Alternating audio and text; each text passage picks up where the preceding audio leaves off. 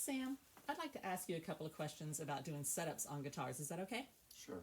All right, what I want to ask you is, what if a guitar comes straight from the factory? Is it not ready to play?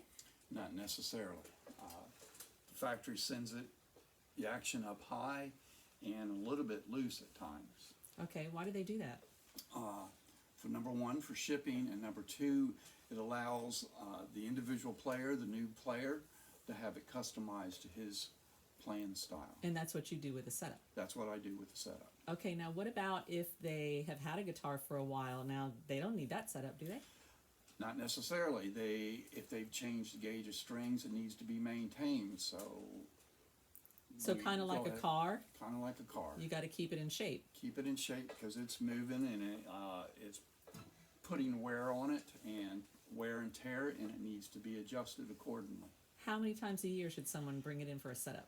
At least once, if not twice, ideally. Okay, all right, so say I come in to you, I bring my guitar. What exactly are you going to do to that to set it up? Well, I go through several steps. First thing I'll do is I'll run my hands down the fingerboard.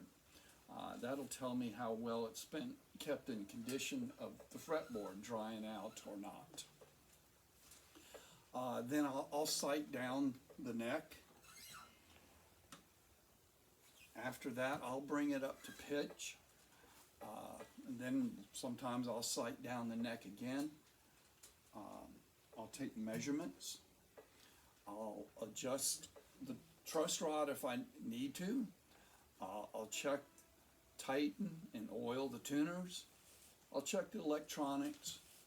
I'll remove the old strings.